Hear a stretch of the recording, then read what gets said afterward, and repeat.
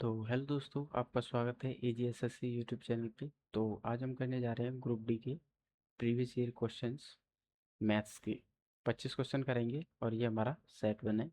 तो चलिए शुरू करते हैं। तो हमारा पहला क्वेश्चन है, यदि x square minus 4x plus 4 बराबर 0 है तो x cube plus x square plus 1/x plus 1/x square का मान ज्ञात करना है। तो सबसे पहले हमें ये इक्वेशन सॉल्व करनी होगी जिससे हमें एक्स की वैल्यू पता चल जाए और उसके बाद में हम इस इक्वेशन में पुट करेंगे तो हमारा उत्तर आ जाएगा। तो देखिए करते हैं, x square minus 4x plus 4 बराबर 0। हमें इस 4x के ऐसे फैक्टर करने हैं कि गुणा करने पर तो 4 आए और जोड़ने घटाने पे -4x। तो कर देते हैं। तो क्या होंगे, एक्स स्क्वेयर -2x प्लस 4 बराबर 0।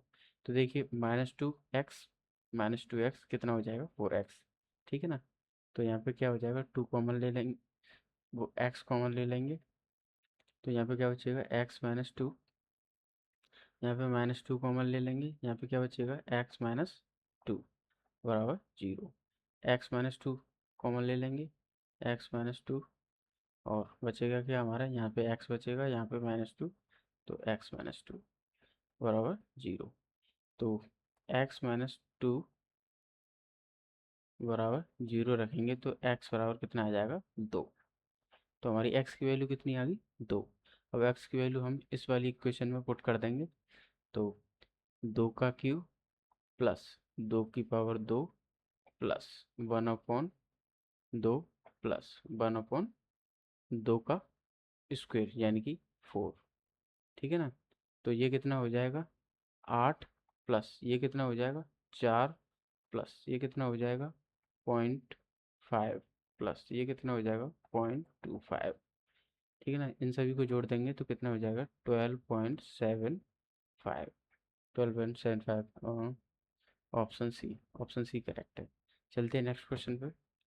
तो नेक्स्ट क्वेश्चन है हमारा, ब्याज की गणना वार्षिक चक्रवृद्धि आधार पर करते हुए निश्चित चक्रवृद्धि ब्याज दर पर जमा की गई इतनी धनराशि 6 वर्ष बाद स्वयं की 3 गुनी हो जाती है। समान चक्रवृद्धि ब्याज दर पर 18 वर्ष बाद यह धनराशि कितनी हो जाएगी।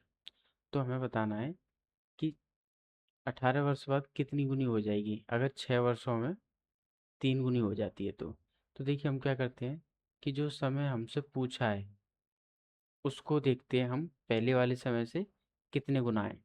तो 6 से ये कितना गुना है 3 गुना, और जितना गुना होता है उसको जितनी गुनी हो रही होती है उसकी पावर बना देते हैं। तो पहले 6 वर्ष में कितनी गुनी हो रही थी 3 गुनी, 3 गुनी। अब हमें ये समय कितना दिया है 3 गुना, तो हम क्या करेंगे 3 पावर बना देंगे। तो 3 की पावर 3 बराबर 27। ये इसको कैसे लिखते हैं 3 × 3 × 3। तो 3 × 3 = 9, 9 × 3 = 27। ऐसे करके हमारा 27 आ गया। अच्छा, अब ये 27 क्या आया है, ये हमारा 27 आया है कि जो भी धनराशि है वो 27 गुना हो जाएगी। कब 18 वर्ष बाद। तो बस कर देंगे 36,000 गुणा 27, इसको गुणा करने पर हमारा ऑप्शन आ जाएगा। अच्छा, एक और शॉर्ट तरीका है कि अब ये 36,000 गुणा 27 आ रहा है हमारा, तो सीधी सी बात है इसमें 9 है, तो जो भी वैल्यू आएगी वो 9 का मल्टीपल आएगी। तो हम यहाँ पे चेक कर सकते हैं, अगर कोई एक ही हो 9 का मल्टीपल तो वही हमारा उत्तर हो जाएगा। अगर एक से ज़्यादा हो तो हमें सॉल्व करके देखना पड़ेगा। तो चेक करते हैं, 7 और 7 14, 14 और 2 16। तो 16 तो 9 से भाग नहीं जाता है। 9 से विभाजिता का नियम क्या है कि सभी संख्याओं का योग 9 से भाग जाए, तो वह संख्या 9 से भाग जाएगी, अन्यथा नहीं जाएगी, ठीक है ना। तो 9 और 7 और 2 9, तो यही संख्या है जिसमें भाग जा रहा है। और वो भी चेक कर लेते हैं, 7 और 2 9 और 10 नहीं जा रहा, 7 और 2 9 और 8 नहीं जा रहा, तो सिर्फ और सिर्फ इसी में जा रहा। तो यही हमारा ऑप्शन आंसर हो जाएगा, ठीक है ना। और अगर वैसे करके देखना है तो इसको गुणा कर लेंगे, उसके बाद में आ जाएगा। चलते हैं नेक्स्ट क्वेश्चन पे। नेक्स्ट क्वेश्चन है 280 मीटर लंबी एक रेलगाड़ी 8 किलोमीटर प्रति घंटे की चाल से समान दिशा में चल रहे एक आदमी को 16 सेकंड में पार करती है। इस रेलगाड़ी को 37 किलोमीटर प्रति घंटे की चाल से सम्मुख दिशा में चल रही एक अन्य 380 मीटर लंबी रेलगाड़ी को पूरी तरह से पार करने में कितना समय लगेगा, ये बताना है हमें। तो देखिए पहले क्या कर रही है रेलगाड़ी, पहले रेलगाड़ी जा रही है और यहाँ पे एक व्यक्ति है, ये दोनों सेम डायरेक्शन में जा रहे हैं, ठीक है ना। व्यक्ति कितनी की स्पीड से जा रहा है, 8 किलोमीटर प्रति घंटे की रफ्तार से। रेलगाड़ी की हमें रफ्तार हमें पता नहीं है, ठीक है ना। तो जब दो वस्तुएं समान दिशा में चलती हैं तो उनकी जो चाल होती है वो सापेक्ष चाल लगाई जाती है। सापेक्ष चाल कैसी रहती है कि जो ज़्यादा वाली चाल होती है ना उसमें से कम वाली चाल को घटा देते हैं, इस तरीके से सापेक्ष चाल निकलती है। मान लो कि ये रेलगाड़ी 20 की रफ्तार से चल रही हो, 20 किलोमीटर रफ्तार की, और आदमी चल रहा है 8 किलोमीटर रफ्तार से। तो ओवरऑल अब देखें तो ट्रेन आदमी को 12 की रफ्तार से पार करेगी, क्योंकि 8 तो वो 20 में से कैंसिल कर दे रहा है ना, इसलिए। तो चलो करते हैं। तो हमारी 280 मीटर की दूरी तय करेगी, ठीक है ना, ट्रेन, क्योंकि उसकी लंबाई इतनी है। और स्पीड क्या हो जाएगी, x-8। इसको मीटर पर सेकंड में बदलने के लिए 5/18 का गुणा करते हैं। तो बटे में 18 लिखने के बजाय हम ऊपर लिख देंगे, क्योंकि वो ऊपर चला जाता है, बराबर 16 आएगा, ठीक है ना। 4 से 4 बार, 4 से 7 बार, ठीक है ना। 2 से ये कट जाएगा 9 बार, 2 से ये कट जाएगा 35 बार, और ये 4 कट गया, ठीक है ना। अब उसके बाद में 5 से 7 बार, तो 9, यहाँ पे बच रहा है 7 और 9, 9 7 63, 63 बराबर कितना आ रहा है, x-8। तो x बराबर कितना हो जाएगा, 71। x बराबर 71 आ गया। x क्या है हमारा, x है स्पीड ऑफ ट्रेन, रेलगाड़ी की चाल, ठीक है ना। रेलगाड़ी की चाल कितनी आई हमारी, 71। अच्छा अब देखें दूसरी ट्रेन को, तो वो जा रही हैं विपरीत दिशाओं में। सम्मुख का मतलब होता है, सम्मुख दिशा का मतलब कि उनके मुख आमने सामने हों, ठीक है ना, इस तरीके से। तो इसमें क्या होगा कि स्पीड जुड़ जाती हैं, ठीक है ना। तो और दूरी कितनी होगी, इस वाली ट्रेन की और इस वाली ट्रेन की पूरी दूरी कवर करनी होगी। देखिए जब ट्रेन, अब तो यहाँ पे दूर है, जब ये पास आएगी, मान लो यहाँ आ गई, अब उसके बाद में इस वाली ट्रेन को, इस वाली को पहले तो ये पूरी दूरी कवर करनी होगी यहाँ तक, इस वाली ट्रेन की। फिर उसके बाद में अपनी दूरी और पूरी कवर करनी होगी कि ये ट्रेन यहाँ से यहाँ आ जाए, ठीक है ना, इतनी दूरी और कवर करनी होगी। उसके बाद में ही तो पार करेगी, तो मतलब टोटल दूरी कितनी होती है दोनों ट्रेनों के योग, ठीक है। तो 280 प्लस 380, ये हो जाएगा हमारा 660। 660 हो जाएगी टोटल दूरी, और स्पीड कितनी हो जाएगी, यहाँ पे इधर करते हैं, 660 अपॉन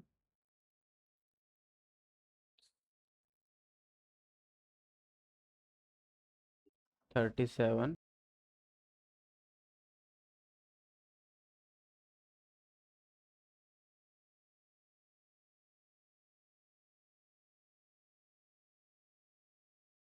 7 और 3 10, 108, 660 इंटू 18/5।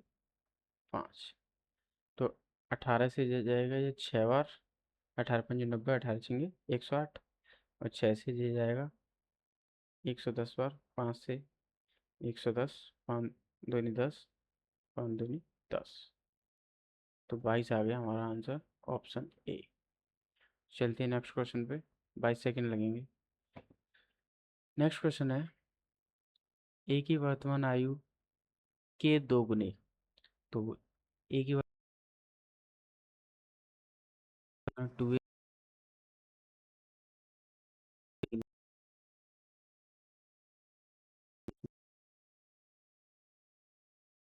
ये ए, तो इसका 2 आयु का 3 गुना कितना हो जाएगा?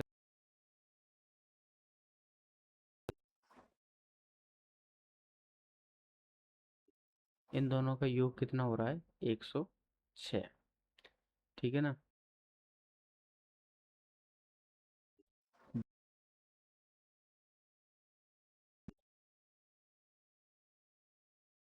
वर्तमान आयु के 3 गुने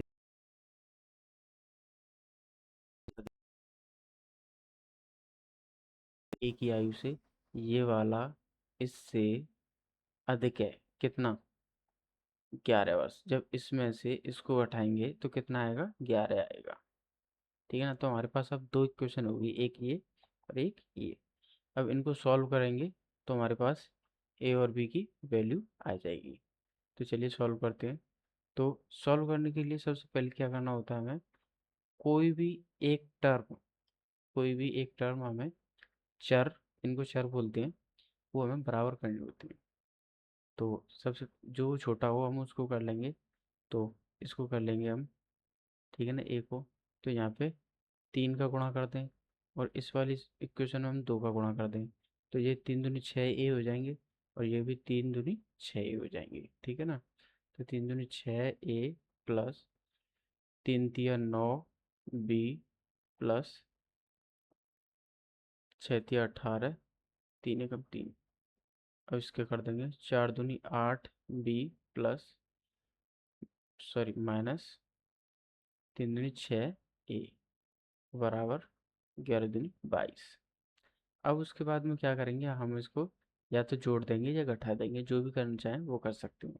तो हम यहाँ पे जोड़ रहे हैं। ठीक है ना? तो जोड़ने पे क्या होगा? ये वाली तो प्लस की है और ये वाली माइनस की है, तो इससे ये कैंसिल हो जाएगी। और यहाँ पे ये प्लस की, ये प्लस की, तो 8 और 8 16 और 1 17। 17 बी बराबर, यहाँ पे 8 और 2 10 की 0, हासिल 1 4 3। तो 17 से ये कट जाएगा 2 बार, तो बी बराबर आ जाएगा हमारा 20। बी बराबर आ गया हमारा 20। अच्छा, बी बराबर 20 आ गया तो हम उसको इस वाली इक्वेशन में रख देंगे।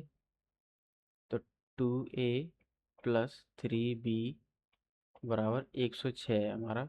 तो यहाँ पे b की वैल्यू जब 20 रखेंगे तो 2a बराबर कितना हो जाएगा? 20 गुणा 3 60 हो जाएगा। ये प्लस का है तो उधर माइनस में ले जाएंगे, तो 106 माइनस 60। ये 60 कैसे हुआ है कि 20 गुणा 3, 20 या 60, और ये प्लस के हैं। अब हम इनको इधर ले जाएंगे तो ये माइनस में हो जाएंगे। ठीक है ना? तो 2a बराबर कितना हो जाएगा? 46। ए कितना आ जाएगा? 23। तो ए बराबर हो जाएगा हमारा 23। अच्छा, ए की वैल्यू भी आ गई, मतलब ए की आयु भी आ गई और बी की आयु भी आ गई। अब ये क्या कह रहा है कि ए और बी की आयु का योग वर्ष में कितना होगा? तो 23 प्लस 20 कितना हो जाएगा? 43।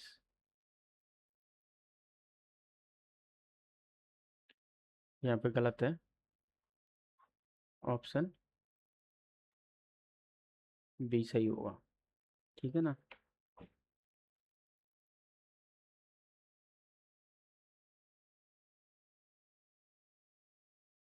चलते हैं नेक्स्ट क्वेश्चन पे। एक त्रिभुज की भुजाओं एक त्रिभुज की भुजाओं की माप 15, 28 और 41 सेंटीमीटर है। 28 सेंटीमीटर लंबाई वाली भुजा की संगत शीर्ष लंब की लंबाई कितनी होगी? तो देखिए ये क्या कह रहा है, पहले तो मैं तुम्हें चित्र बना के समझाऊं कि ये 28 मान लो, और ये 41 और ये 15। 15, 41, 28, ये हमारी भुजाएं हैं। अब ये कह रहा है कि इस भुजा की संगत यानी कि सामने वाला शीर्ष से शीर्ष लंब डालें। ठीक है ना? तो इसकी लंबाई पूछ रहा है हमसे। ठीक है? तो ये कैसे होगा? देखिए, सबसे पहले हमें क्या करना होगा? आपको मालूम होगा कि त्रिभुज का क्षेत्रफल होता है 1/2 इंटू बेस इंटू हाइट, यानी कि आधार इंटू ऊंचाई। 1/2 आधार इंटू ऊंचाई। तो आधार कितना है? 28। ऊंचाई कितनी है? ये, जो कि है शीश लंब की लंबाई। तो हमें वही मालूम चल जाए तो हम एरिया निकाल सकते हैं। अच्छा, एक और एरिया निकालने का तरीका होता है, क्षेत्रफल निकालने का तरीका। ये किसका है? इसको इंग्लिश में एरिया बोलते हैं, हिंदी में क्षेत्रफल बोलते हैं। ठीक है ना? तो एक और तरीका क्या होता है क्षेत्रफल निकालने का? हेरोन्स फार्मूला के द्वारा। तो हेरोन्स फार्मूला क्या है?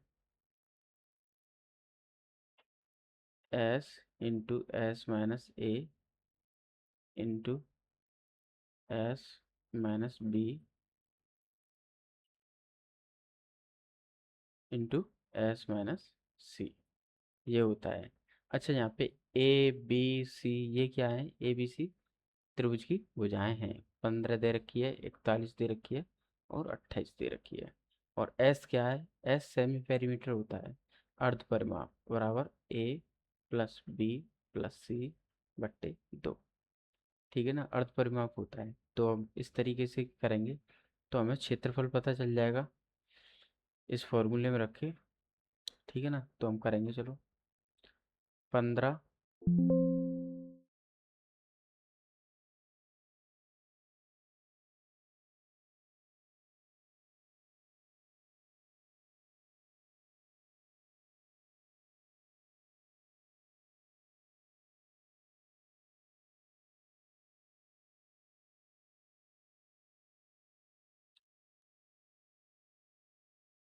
15 प्लस, सबसे पहले तो हम सेमी पेरीमीटर निकालेंगे। तो सेमी पेरीमीटर क्या होगा?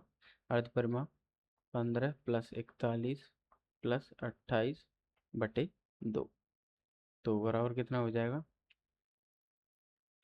8 और 1 9, 9 और 5 14 के 4, हासिल 1, 2 और 4 6, 6 और 1 7, 7 और 1 8 बट्टे 2। 2 से काट देंगे, 4 2। तो 42 आ गया हमारा अर्ध परिमाप। अच्छा, 42 हमारा अर्ध परिमाप आ गया। तो अब इसको हम फॉर्मूले में रख देंगे। तो 42 गुणा एस माइनस एक कितना होगा हमारा?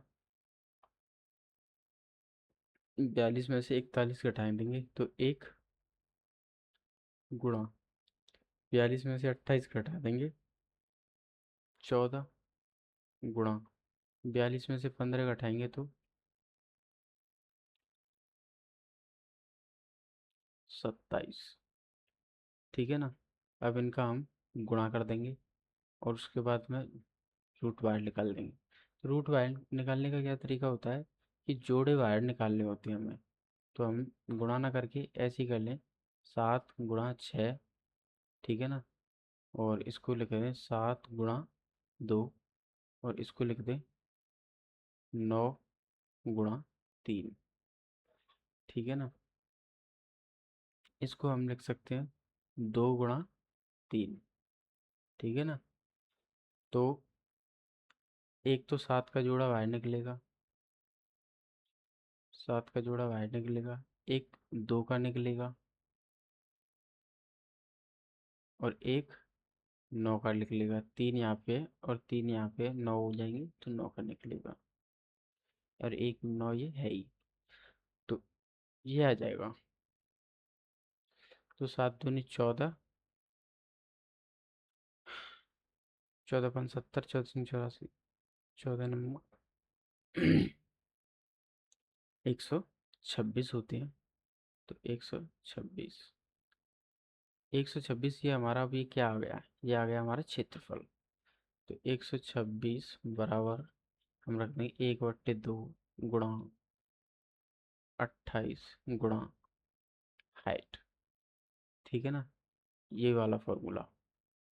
अब हमें एरिया पता है 126 सेंटीमीटर स्क्वायर आया है। ठीक है ना? तो उसको हम इसके बराबर रखते हैं। आधार हमको पता है तो ऊंचाई पता चल जाएगी। तो बस यही कर रहे हैं हम। ठीक है ना? 14 से गया, 14 से गया 2 बार, और 14 से गया 9 बार। ठीक है ना, 2 से 2 कैंसिल, तो हाइट बराबर होगी हमारी 9। Option C correct. अच्छा, इसको करने का अब एक और शॉर्ट तरीका है, तो वो क्या है, वो देखो। वो ये है कि हमारा चित्र कुछ इस तरीके से था। ये वाली साइड हमारी 15 है, ये वाली 41 और ये वाली 28। ठीक है ना।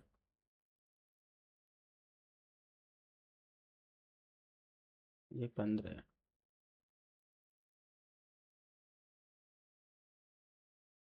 ठीक है ना। अब हमें क्या निकालना था, इसकी लंबाई निकालनी थी, यहाँ से यहाँ तक की ये लंबाई निकालनी थी। अच्छा, अगर आपको ट्रिपलेट मालूम हो, ट्रिपलेट क्या होता है, ट्रिपलेट होते हैं right angle triangle. Right angle triangle मतलब एक कोण जिनमें 90 डिग्री का होता है, 90 डिग्री का होता है, उनमें तीनों भुजाओं के अनुपात को ट्रिपलेट कहते हैं। ठीक है ना। तो ट्रिपलेट होते हैं, एक तो 3, 4, 5 इस तरीके से, और भी कई सारे हैं, एक है 9, 40, 41। ठीक है ना। तो अगर आपको ट्रिपलेट याद होंगे तो उससे बहुत जल्दी कर सकते हैं आप, ये जो हमने इतना किया है वो करने की कोई ज़रूरत नहीं होगी। तो हमें क्या देखना होगा, यहाँ पे देखिए दो दो राइट एंगल ट्रायंगल बन रहे हैं, एक तो ये छोटा वाला और एक ये बड़ा वाला। ठीक है ना। तो हमें ऐसी ट्रिपलेट देखनी है जिनमें ये दो आए, एक तो 15 और एक 41। तो 15 किस में आएगा, 15 ये वाली जो ट्रिपलेट है उसमें हम 3 का गुणा कर दें तो क्या आ जाएगा, 3 तिया 9, 3 चौक 12, 3 5 15। तो ये 15 है इस वाली में। ठीक है ना। और एक हमें ऐसी देखनी है जिसमें 41 आए, तो वो क्या है, 9, 40, 41 ये वाली। ठीक है ना। अब ये वाली भुजा देखिए, वो इस वाले त्रिभुज में भी है और इस वाले त्रिभुज में भी है, तो मतलब ये कॉमन है। तो हमें अब इन दोनों ट्रिपलेट्स में, 15 वाली में और 41 वाली में, ऐसी भुजा देखनी है जो दोनों में कॉमन है, जो कि है 9। तो वही हो जाएगी हमारी ये लंबाई, तो 9। देखा ना कितना सिंपल है, अगर आपको ट्रिपलेट याद हो तो। चलते हैं नेक्स्ट क्वेश्चन पे। नेक्स्ट क्वेश्चन है, एक कार को 36 मील प्रति घंटे की चाल से एक निश्चित दूरी तय करने में 2.5 घंटे का समय लगता है, और 56 मील प्रति घंटे की चाल से एक अन्य दूरी तय करने में उसे इतनी 1.25 घंटे का समय लगता है। कार द्वारा तय की गई कुल दूरी ज्ञात कीजिए। देखिए, दूरी बराबर क्या होता है, दूरी बराबर क्या होता है, चाल इंटू समय। यही फॉर्मूला होता है, दूरी बराबर चाल इंटू समय। तो हमें बतानी है दूरी, तो हम निकाल लेंगे। तो पहली चाल क्या है हमारी, 36। अच्छा, और दूसरा समय कितना है हमारा, समय हमें पॉइंटों में दे रखा है, तो पॉइंटों में करेंगे हम, तो दिक्कत होगी, मतलब दिक्कत तो नहीं होगी, हो जाएगा, लेकिन टाइम लगेगा। तो इसलिए हम इसको पॉइंटों में ना करके फ्रैक्शन में कन्वर्ट कर लेंगे। 0.25 का मतलब होता है 1/4। 2 घंटे तो हमारे हैं ही, प्लस 0.25 का मतलब 1/4। तो 4 दूनी 8 और 1 9, 9/4 फ्रैक्शन में होगा हमारा ये वाला समय।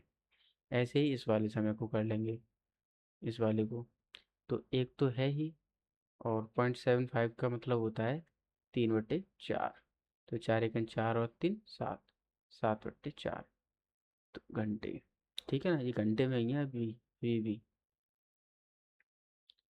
ऐसे ही है। तो कर देंगे, तो पहली दूरी क्या हो जाएगी, 36 की स्पीड से जो चली है वो हो जाएगी 36 गुणा 9/4, प्लस दूसरी वाली दूरी भी 56 गुणा 7/4। ठीक है ना।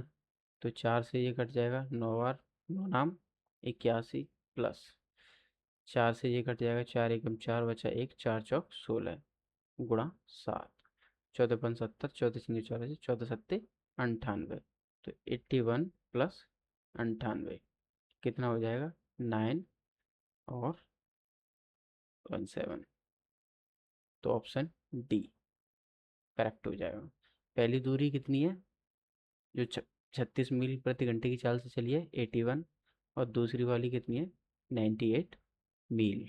ठीक है ना, तो इन दोनों को जोड़ के कितना आ रहा है, 179 मील। Option D correct. चलते हैं नेक्स्ट क्वेश्चन पे। दो धनात्मक संख्याओं का योगफल 45 है और उनका अंतर 19 है, संख्याएं ज्ञात कीजिए। देखिए हमें क्या दे रखा है, मान लिए एक संख्या है a और दूसरी संख्या है b।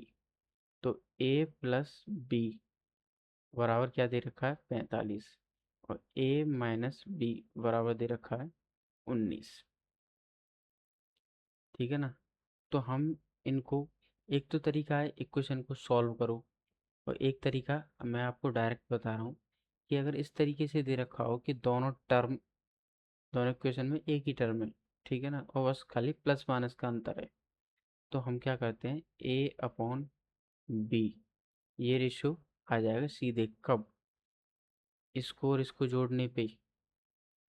ठीक है, तो 9 और 5 14 के 4 हासिल 1, 4 और 1 5 और 1 6 बटे, पहले तो हम इसको और इसको जोड़ेंगे, उसको ऊपर लिख देंगे, और फिर इसमें से इसको घटा देंगे, यानी कि प्लस वाले में से माइनस वाले को माइनस, ठीक है ना, घटा देंगे। तो 5 में से 4 गया तो 1, और 3 में, 4 में से 1 गया तो 3। ठीक है ना, तो ये क्या आएगा, ये हमारा ए और बी का अनुपात आएगा। ठीक है ना,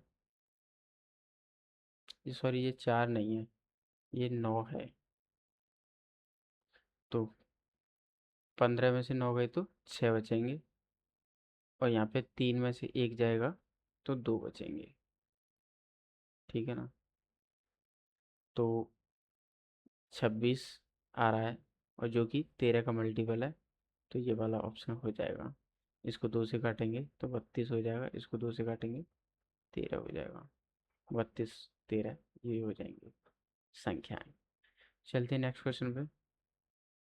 देखिए नीचे दी गई आकृति में ए बी पैरेलल है सी डी के, यानी कि कहाँ ए बी, ये रही ए बी, ये वाली रेखा पैरेलल है सी डी के, इस वाली के। ठीक है ना, और सी डी पैरेलल है ई एफ के, और ये वाली रेखा पैरेलल है इस वाली के, सी डी पैरेलल है ई एफ के। इसके अतिरिक्त ई ए परपेंडिकुलर है ए बी के, ई ए, ई ए ये वाली परपेंडिकुलर है ए बी के, इसके। तो यहाँ पे 90 डिग्री का कोण बन रहा है। ठीक है ना, परपेंडिकुलर का मतलब होता है एक दूसरे के 90 डिग्री का कोण बनाना। और बी जी डी बराबर है 62 degree, 62 degree, B G D, यानी कि ये वाला जो एंगल है, ये ये कितना है, 62 डिग्री। तो हमें डब्लू का मान बताना है, यानी कि इस वाले एंगल का मान बताना है हमें, इस वाले का। ठीक है ना, तो देखिए ये कैसे निकलेगा, इस वाले त्रिभुज में देखिए, जब ये 90 डिग्री का है तो ये भी 90 डिग्री का हो जाएगा। संगत कोण, पैरेलल लाइंस को, समांतर रेखाओं को जब एक तिर्यक छेदी रेखा काटती है, तो तिर्यक छेदी रेखा के एक तरफ बने संगत कोण बराबर होते हैं। तो ये वाला 90 तो ये वाला भी 90, और हमें मालूम है कि त्रिभुज के तीनों कोणों का योग 180 होता है। तो जब ये वाला 90 डिग्री हो गया, तो ये वाला प्लस ये वाला 90 डिग्री हो जाएगा मिलके। ठीक है ना, अच्छा एक और बात, कि जो डमरू कोण होते हैं, डमरू कोण होते हैं, ऊर्ध्वाधर कोण बोलते हैं उनको। ठीक है ना, इंग्लिश में वर्टिकली अपोजिट एंगल, तो ये भी बराबर होते हैं। तो ये वाला 62 हो जाएगा। तो 90 में से 62 घटा देंगे इस वाले एंगल को निकालने के लिए। तो 10 में से 2 गए तो 8, यहाँ 8 बचे, 8 में से 6 गए तो 2, तो 28 आ जाएगा हमारा W, जो कि ऑप्शन डी करेक्ट है। ठीक है ना, चलते हैं नेक्स्ट क्वेश्चन पे। नेक्स्ट क्वेश्चन है, उस समलंब चतुर्भुज का क्षेत्रफल वर्ग इकाई में ज्ञात कीजिए जिसकी समांतर भुजाएं की लंबाई 3 इकाई, 5 इकाई और इसकी समांतर भुजाओं के बीच की न्यूनतम दूरी 6 इकाई है। तो देखिए, सबसे पहले तो मैं आपको समलंब चतुर्भुज का चित्र बना के दिखा दूं। चित्र कैसा होता है, ऐसे करके होता है। ठीक है ना, ये थोड़ा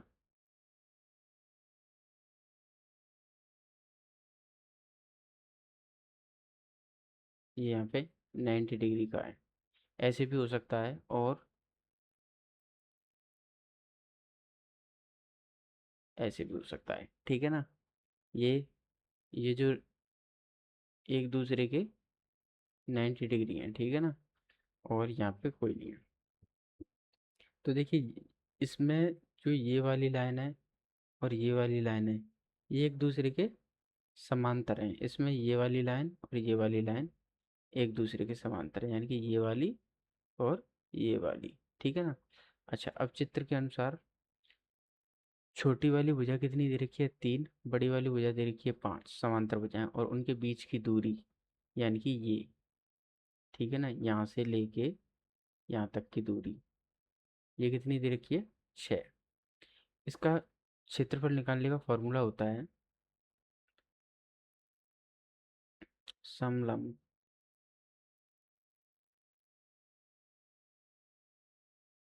समलंब का क्षेत्रफल बराबर होता है 1/2 गुणा समांतर भुजाओं का योग। समांतर भुजाओं का योग गुणा उनके बीच की दूरी।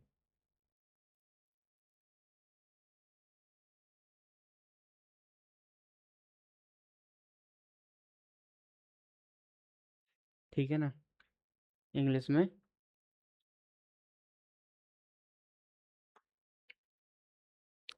पैरेलल भुजाओं का addition multiply distance between them. ठीक है ना, उनके बीच की दूरी। तो हम कर देंगे इसको 1/2 गुणा समांतर भुजाएं कौन कौन सी हमारी, 5 और 3, तो 5 और 3 8, इनका योग हो जाएगा 8 गुणा उनके बीच की दूरी कितनी है, 6।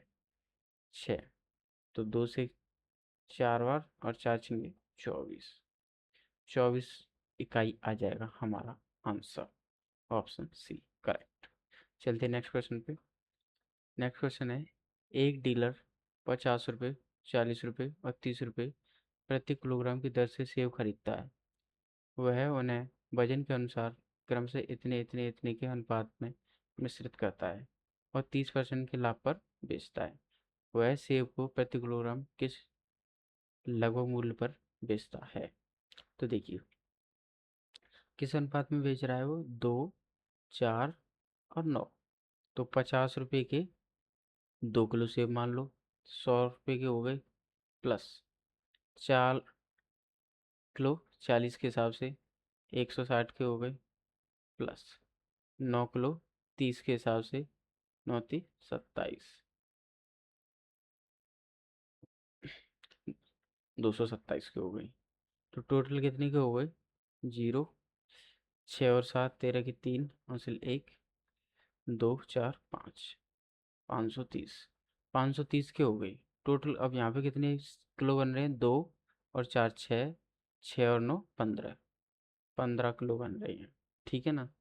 अच्छा, अब हम टोटल रुपयों को टोटल किलो से जब भाग करेंगे तो क्या आ जाएगा हमारा, 1 किलो, 1 किलो के हिसाब से कितना रेट बन रहा है वो आ जाएगा। लेकिन हम यहाँ पे पूरा नहीं करेंगे, हम इसको ऐसे ही रहने देंगे क्योंकि पॉइंटों में भाग जाएगा। हम इसको सिर्फ काट लेंगे 5 से 3 बार, और 5 से 5 0, 5×5 = 30, यानी कि 106/3 ये आ रहा है। अब वो क्या कह रहा है कि 30% के लाभ पर बेच रहा है। तो ये जो मूल्य है हमारा, इसका 30% का लाभ, यानी कि 100 तो वो खुद है और 30 और, यानी कि 130। 100 पे 130 बना रहा है, ठीक है ना। 100 पे 30 का लाभ लेके तो बस गुणा कर देंगे 130/100 का। तो इस वाले जीरो से ये कट गया, 53 65 13 78, 78 13 एकन 13 डिवाइड बाई 3, 3 से 4 बार बचा 1, उतार 7, 3 पंजो 15, बचे 2, उतार 8, 3 नाम 27, ठीक है ना। और ये जो जीरो बच रहा है इसका यहाँ पे पॉइंट लग जाएगा, तो 45.9 आंसर हो जाएगा ऑप्शन सी। 45.9 प्रति केजी बेच रहा है। चलते हैं नेक्स्ट क्वेश्चन पे। नेक्स्ट क्वेश्चन है, यदि दो संख्याओं का अनुपात 4:3 है, उनकी लघुत्तम समापत्ति एलसीएम और महत्तम समापत्ति एचसीएफ का गुणनफल 432 है। देखिए, और उनके लघुत्तम समापत्ति और महत्तम समापत्ति के व्युत्क्रम का योग ज्ञात कीजिए। वो हमें व्युत्क्रम का योग ज्ञात करवा रहा है एलसीएम एंड एचसीएफ के। तो सबसे पहले तो मेरी बात सुनिए कि दो संख्याएं वो कैसे होती हैं, ए एच और बी एच। अब इनमें कॉमन क्या है, एच, तो यही हमारा होता है एच सी एफ, ठीक है ना।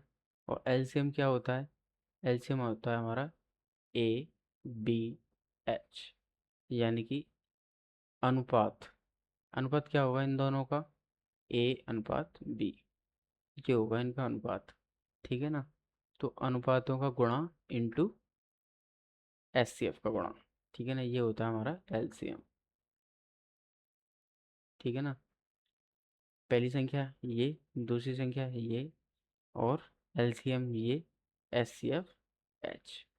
अब वो क्या कह रहा है कि एलसीएम और एच सी एफ का गुणनफल कितना है, यानी कि ए बी एच, एलसीएम गुणा एच सी एफ बराबर कितना दे रखा है, 432।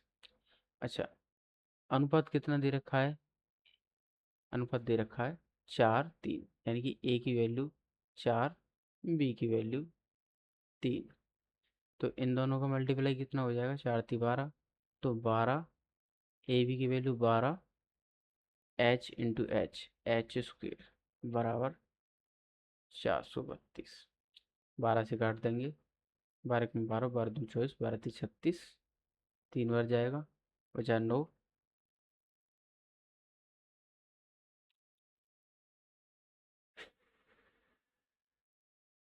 सॉरी 7 बचेगा, 12 3 36, 7 बचेगा, उतार लिए 2, 72 हो जाएगा, 12×5 = 72, 36 बार जाएगा, तो एच स्क्वेयर बराबर हो जाएगा हमारा 36, तो एच बराबर 6। तो हमारा एस सी एफ कितना आ गया, 6, ठीक है ना। तो एस सी एफ जब हमारा 6 आ गया, तो एलसीएम निकाल लेंगे। एलसीएम कितना है, ए बी इंटू एच, यानी कि 4×3 × 6, तो 4×3 × 6, 4×3 = 12, 12×5 = 72, तो 72 आ गया हमारा एलसीएम, ठीक है ना। 72 आ गया हमारा एलसीएम। अब वो क्या कह रहा है कि एलसीएम और एचसीएफ के व्युत्क्रम, व्युत्क्रम क्या होता है, उल्टा, यानी कि 1/एचसीएफ, ये क्या है, एचसीएफ का व्युत्क्रम है। 1/एचसीएफ एचसीएफ का व्युत्क्रम है। ऐसे ही 2 का व्युत्क्रम क्या होगा, 1/2, ठीक है ना। 3 का व्युत्क्रम क्या होगा, 1/3, ठीक है। ऐसी, तो वो यही पूछ रहा है कि एलसीएम और एचसीएफ के व्युत्क्रम का योग बताइए। तो 1/एचसीएफ, एचसीएफ कितना आया हमारा 6, प्लस 1/एलसीएम, एलसीएम कितना आया हमारा 72, तो इन दोनों का एलसीएम लेंगे। एलसीएम कितना हो जाएगा 72, 6 से भाग जाएगा 12 बार, 12 प्लस एक बार तो बराबर 13/72। 13/72 आ रहा है। अब देखिए 13/72 ऑप्शन ए। चलते नेक्स्ट क्वेश्चन पे। नेक्स्ट क्वेश्चन है हमारा 529 डिवाइड बाई 23 गुणा 61 माइनस 1403 का मान ज्ञात करना है, यानी कि समीकरण को सॉल्व करना है। तो इसमें क्या करते हैं हम, सबसे पहले इसमें फॉर्मूला लगता है बोर्ड मास। इसके हिसाब से चलते हैं हम। बोर्ड मास, बी का मतलब होता है ब्रैकेट, कोष्टक। ओ का मतलब होता है ऑफ, ऑफ का मतलब का। जब भी का आए तो वो होगा सबसे पहले। उसके बाद में डी का मतलब होता है डिवाइड, एम का मतलब होता है मल्टीप्लाई, ए का मतलब होता है एडिशन, डिवाइड का मतलब भाग, मल्टीप्लाई का मतलब गुणा, एडिशन का मतलब जोड़, और एस का मतलब होता है सब्सट्रैक्शन, यानी कि घटाना। तो इस क्रम में चलते हैं हम। इस क्रम में सबसे पहले ये, फिर उसके बाद ये, फिर उसके बाद ये, फिर उसके बाद ये, ऐसे करके, ठीक है ना। तो सबसे लास्ट में करते हैं सब्सट्रैक्शन, यानी कि घटाना। तो सबसे पहले हम क्या करेंगे अब यहाँ पे, भाग। तो 23, ये 529 क्या है, 23 का स्क्वायर है, तो 23 से 529 23 बार जाएगा। अब उसके बाद में गुणा करेंगे, 61 का गुणा करेंगे 23 में, तो 23 एकम 23 की 3 हासिल 2। अब 23 छींगे कितने हो जाएंगे, 118, नहीं, 23 छींगे हो जाएंगे 138। 23 गुणा 6, 6 × 8 हासिल 1, 6 दूनी 12 और 1 13। हाँ 138, ठीक है ना। 138 प्लस हासिल के 2, 140, 140 इतना आ गया, और इतना ही हमें माइनस में है, तो इससे ये कट जाएगा, तो ओवरऑल 0 आएगा, ऑप्शन बी करेक्ट है। चलते हैं नेक्स्ट क्वेश्चन पे। नेक्स्ट क्वेश्चन है, एक व्यक्ति क्रमशः 15 किलोमीटर प्रति घंटा, x किलोमीटर प्रति घंटा, 30 किलोमीटर प्रति घंटे की चाल से क्रमशः 300, 250, सॉरी 225 और 375 किलोमीटर की दूरी तय करता है। यदि पूरी यात्रा के लिए उसकी औसत चाल 20 है, तो x का मान ज्ञात कीजिए। देखिए औसत चाल क्या होती है, औसत चाल होती है कुल दूरी बट्टे कुल समय।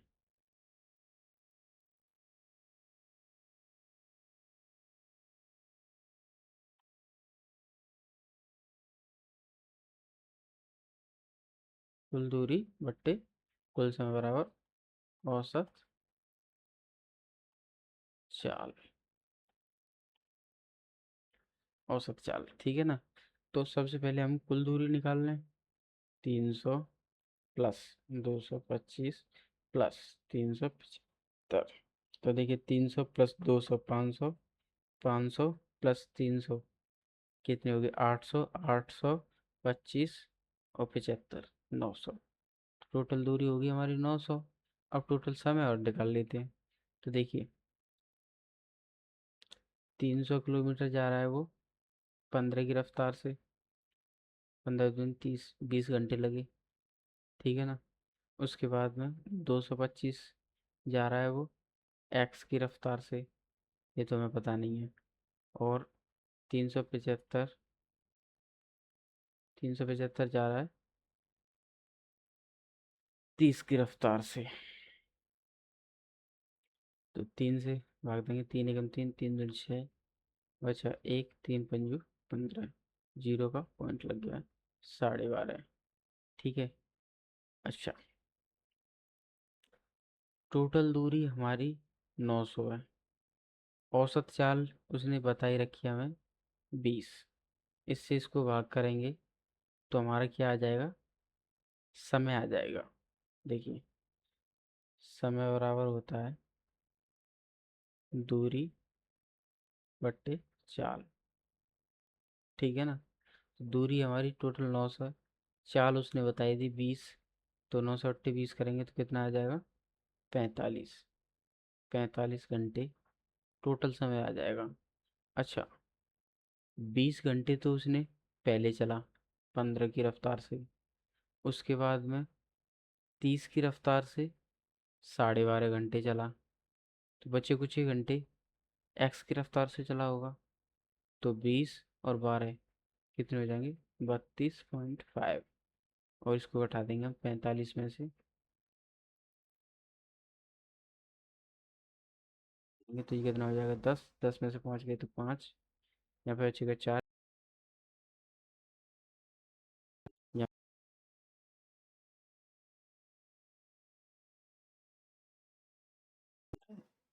अच्छा, वो क्या पूछ रहा है? एक्स का मान पूछ रहा है हमें, ठीक है ना।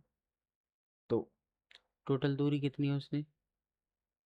225 चली एक्स की रफ्तार से। टोटल एक्स की रफ्तार से कितनी चली है? 225। 225 बटे समय 12.5, तो वो क्या आ जाएगा? चाल। चाल बराबर क्या होता है? दूरी बट्टे समय, ठीक है ना। एक्स की रफ्तार से उसने 12.5 घंटे चला है, तो चाल निकाल लेंगे। पॉइंट्स हटाया, जीरो लग गया। 25 से 5 बार, 25 से 9 बार, 9 से 18 बार, 18×5 = 90 होते हैं ना। हाँ, तो ऑप्शन सी करेक्ट हो जाएगा। चलते हैं नेक्स्ट क्वेश्चन पे। यदि एक समबाहुभुज का एक बहिष्कोण 40 डिग्री है, तो समबाहुभुज में भुजाओं की संख्या कितनी होगी? देखिए, भुजाओं की संख्या संख्या बराबर होता है 360 बट्टे बाह्य कोण।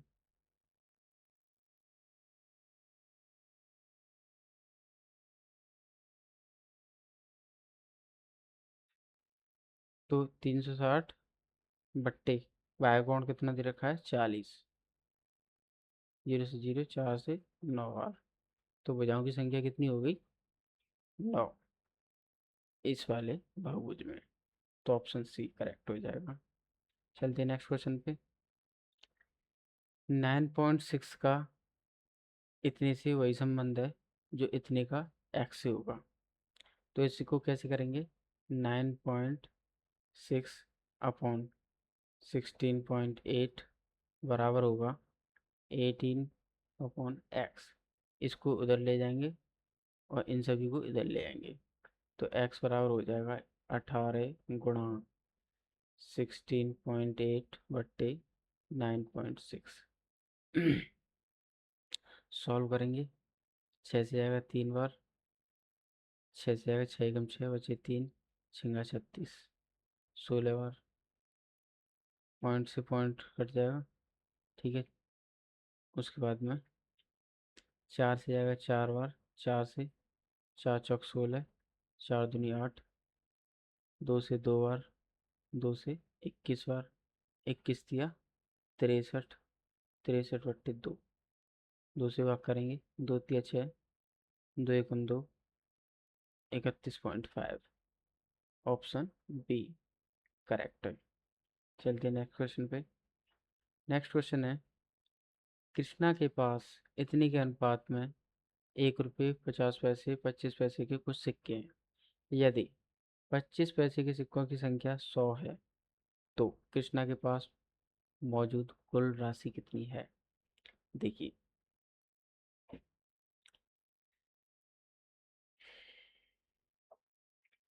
वो क्या कह रहा है कि 1/4, 1/2, 1/2, ये कितने?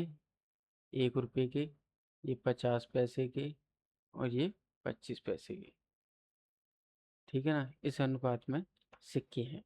वो क्या कह रहा है कि 25 पैसे के जो सिक्के हैं वो कितने हैं? 100, ठीक है। तो 1/2 की वैल्यू उसने 100 दे रखी है। तो 1/2 की वैल्यू 100 दे रखी है, तो मतलब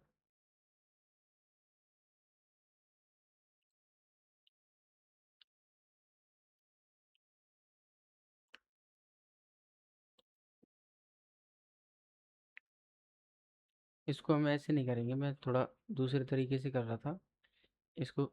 सबसे पहले हम ये बटे वाले अनुपात है ना, उनको सिंगल में कर लेंगे तो उससे आसानी हो जाएगी थोड़ी।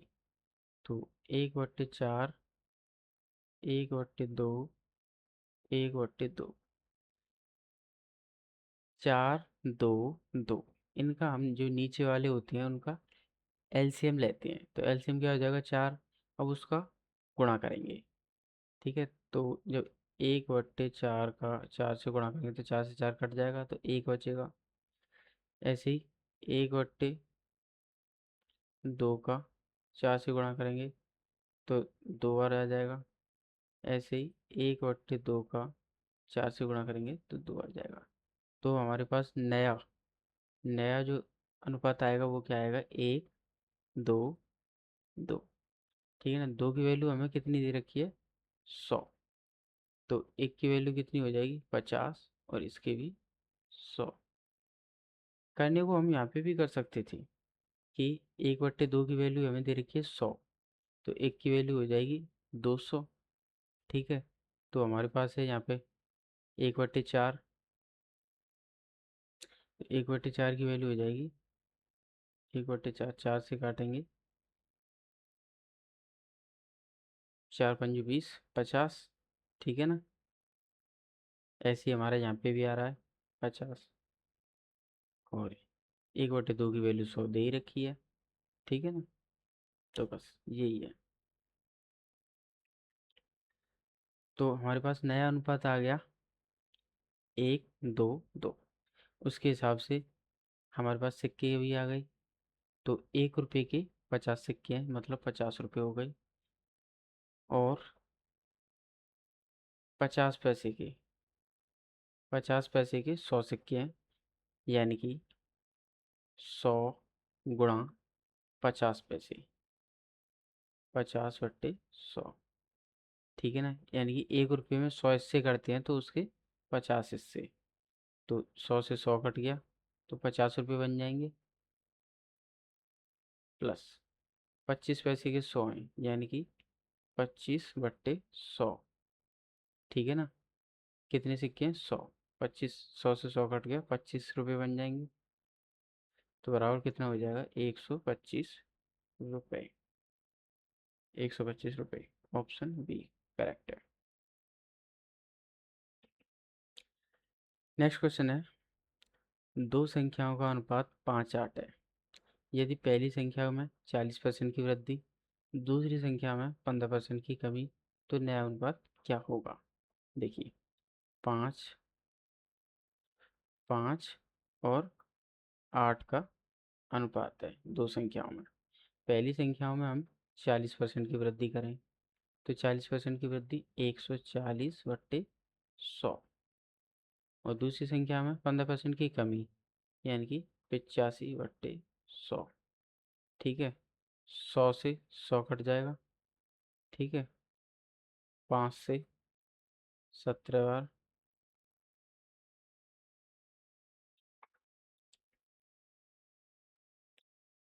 4 से जाएगा, 4×3 = 12, 4×5 = 20, और 4 से जाएगा 2 बार। ठीक है ना, तो 35 अनुपात और 17×2 = 34। 35:34 आ जाएगा। 35:34, ऑप्शन सी करेक्ट है। चलते नेक्स्ट क्वेश्चन पे। नेक्स्ट क्वेश्चन है, एक्स ने, कोई व्यक्ति है जिसका नाम एक्स मान लिया है, एक्स ने 750 प्रत्येक के अंकित मूल्य वाली 20 कमीजों को ऑर्डर दिया। दुकानदार ने 20 कमीजें खरीदने पर 20% की छूट दी। छूट की पेशकश की उन्होंने 500 रुपये की अतिरिक्त छूट भी अनुमानित की, क्योंकि भुगतान नकद में किया गया था। यदि प्रत्येक कमीज का विक्रय मूल्य समान है तो प्रत्येक कमीज का अंतिम विक्रय मूल्य ज्ञात कीजिए। देखिए, हमसे ये क्या कह रहा है कि एक व्यक्ति ने 750 के हिसाब से 20 कमीज खरीदता है। ठीक है ना, 750 के हिसाब से 20 कमीज खरीदता है।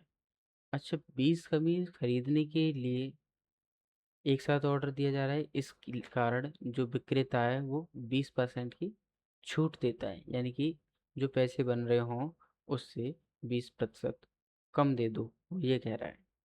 अच्छा, एक तो बात रही है।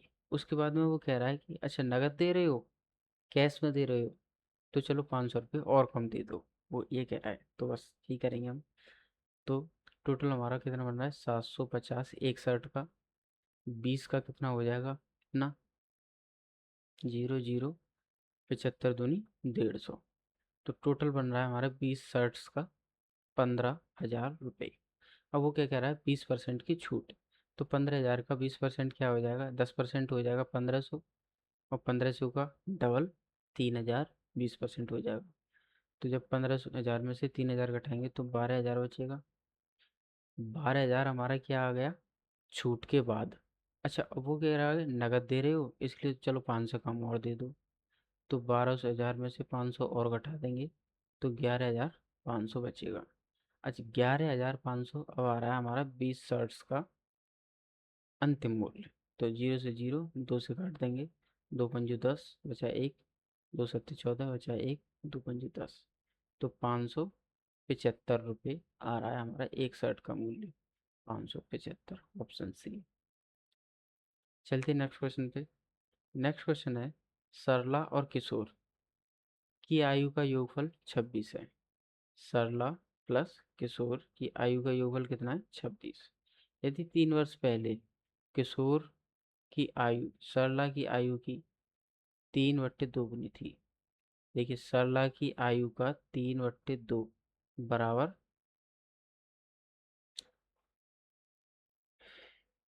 किशोर की आयु, ठीक है ना, ये कह रहा है वो। सरला की आयु का 3/2 बराबर किशोर की आयु, कब, 3 वर्ष पहले। ठीक है, तो सरला अपन किशोर बराबर हो जाएगा 2/3।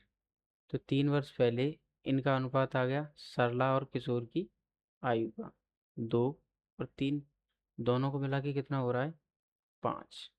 ठीक है ना, 3 वर्ष पहले। अब फिलहाल में कितना है, 26। इसमें से 3 सरला का और 3 ही किशोर का घटा दें तो कितना हो जाएगा, 20। 20 20 था पहले, ठीक है ना। इन दोनों की मिलके अनुपात तो बन रहा है 5, लेकिन एक्चुअल में कितना है, 20। तो 5 से भाग देंगे 4 बार जाएगा, तो 4 हमारा आ जाएगा मल्टीप्लिकेशन फैक्टर। यानी कि अगर मान लो ये 2x है, ये 3x है टोटल, तो इन दोनों का मिलकर हो जाएगा 5x। 5x की वैल्यू 20, तो 5 से भाग देंगे 4 बार, तो x की वैल्यू हो जाएगी 4। ठीक है ना, तो वो क्या पूछ रहा है हमसे, तो सरला की वर्तमान आयु कितनी है। तो 3 वर्ष पहले कितनी थी, 2x। 2x का मतलब 2 × 4, x की वैल्यू 4 बराबर 8। ये कब है, 3 वर्ष पहले। तो अब क्या हो जाएगी, 8 + 3 बराबर 11। तो फिलहाल की वर्तमान कितनी हो जाएगी, 11, ऑप्शन बी करेक्ट। चलते हैं नेक्स्ट क्वेश्चन पे। नेक्स्ट क्वेश्चन है, 200 का 18% x है, तो x का मान ज्ञात कीजिए। तो 200 गुणा 18/100, 2 0 से 2 0, 18 दूनी 36, ऑप्शन ए करेक्ट है। चलते हैं नेक्स्ट क्वेश्चन पे। 2 सेंटीमीटर मोटाई और 9 सेंटीमीटर बाह्य त्रिज्या वाले एक गोलाकार पात्र की धारिता ज्ञात कीजिए। देखिए एक गोला है, ठीक है ना, ये सेंटर से लेके और यहाँ तक की दूरी कितनी है, 9 सेंटीमीटर। और ये जो दूरी है इसकी, ये कितनी है, 2 सेंटीमीटर। ये गोला मतलब समझते हो, एक तरह का गेंद के आकार का। मान लीजिए एक मटका, मान सकते हो पानी का मटका, ठीक है ना। तो मटके की मोटाई कितनी है, 2 सेंटीमीटर, ठीक है ना। और सेंटर से लेके, केंद्र से लेके बाहरी तक कितनी है, 9 सेंटीमीटर। तो अंदर वाली कितनी हो जाएगी, 9 में से 2 घटा देंगे, 7 सेंटीमीटर हो जाएगी अंदर वाली, ठीक है ना। अच्छा वो पूछ रहा है कि इसकी धारिता क्या है, धारिता मतलब इसके अंदर कितना सामान आ सकता है, कितना कोई भी चीज़ आ सकती है, पानी तेल कुछ भी रखें हम, कितना आ सकता है। तो इसके लिए एक फॉर्मूला रहता है धारिता। धारिता को इंग्लिश में बोलते हैं वॉल्यूम।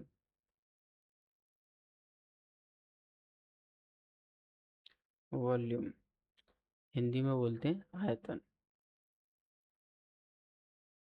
आयतन या धारिता।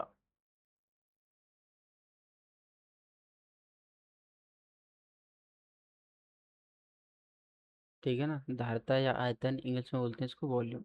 इसका फॉर्मूला रहता है 4/3 into pi into R cube. ठीक है ना, पाई का मान होता है, पाई बराबर होता है 22/7। ठीक है ना, तो हम रख देंगे इसकी वैल्यू 4/3 इंटू 22/7 इंटू आर कितना है, आर रहता है सेंटर से लेके और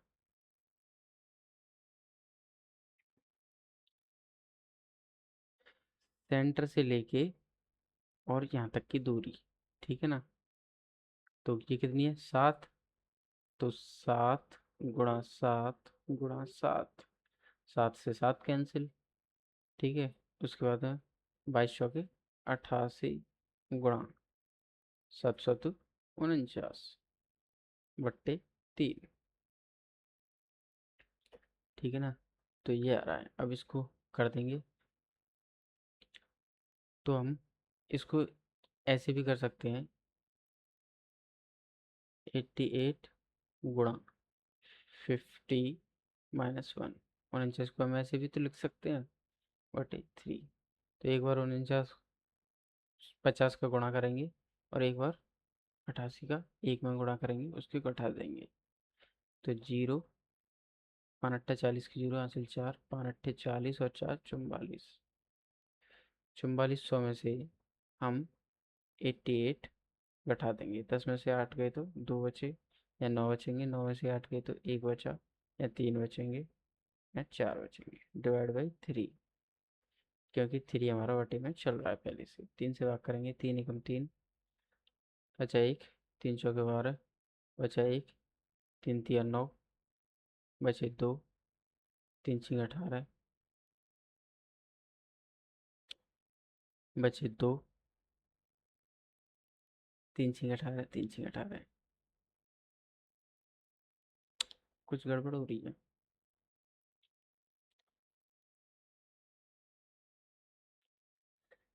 3×3 बचा 1, 3×4 = 12, बचा 1, 3×3 = 9, बचे 2। 18 नहीं होगा, 7 बार जाएगा, 3×7 = 21। अच्छा, बचा 1, तो 3×3 = 9, 3×3 = 9 ऐसे करके आएगा। तुम्हारा आंसर होगा 1437.33। ये आएगा ऑप्शन बी, करेक्ट है। नेक्स्ट क्वेश्चन, 6 की पावर x + 4 बराबर दे रखा है 6 की पावर 7। देखिए, जब आधार, इसको बोलते हैं आधार और इसको बोलते हैं पावर। ठीक है ना, हिंदी में घात, आधार घात। जब आधार सेम हो तो घात भी सेम रहती है। तो यहाँ पे 6 6 सेम आधार है, तो घात भी सेम रहेगी, मतलब x + 4 बराबर होगा 7। तो x बराबर हो जाएगा, ये प्लस को उधर चलेंगे माइनस में, तो 7 - 4 = 3। तो x बराबर हो जाएगा 3। ऑप्शन सी करेक्ट है। चलते नेक्स्ट क्वेश्चन पे। यदि त्रिभुज ABC में कोणों का अनुपात 4 3 5 है, तो कोण ज्ञात कीजिए। देखिए, हमें मालूम है कि त्रिभुज के ये रहते हैं कोण। ठीक है ना, और इन तीनों कोणों का योग कितना होता है 180। अनुपात दे रखा है हमें 4 3 5। ठीक है ना, तो 5 और 3 8 और 4 12, तो 12 दे रखा है, 12 की वैल्यू होगी 180। 12 से भाग कर देंगे, 12 × 12 बचे 6, उतार लीजिए, 12×5 = 60, 15, 15 गुना। ठीक है ना, तो अब हमें ऐसा देखना है, तो पहला वाला कितना हो गया हमारा 15 × 4, यानी कि 15×4 = 60। दूसरा वाला कोण कितना हो जाएगा 15 × 3 = 45। तीसरा वाला कितना हो जाएगा 15 × 75। अब ये ऑप्शन में हो वही हमारा आंसर हो जाएगा, तो ऑप्शन ए करेक्ट है। चलते नेक्स्ट क्वेश्चन पे। नेक्स्ट क्वेश्चन है, दो मेजों और तीन कुर्सियों का मूल्य 540 है, जबकि दो मेज और एक कुर्सी का मूल्य 470 है। पाँच, दो मेज प्लस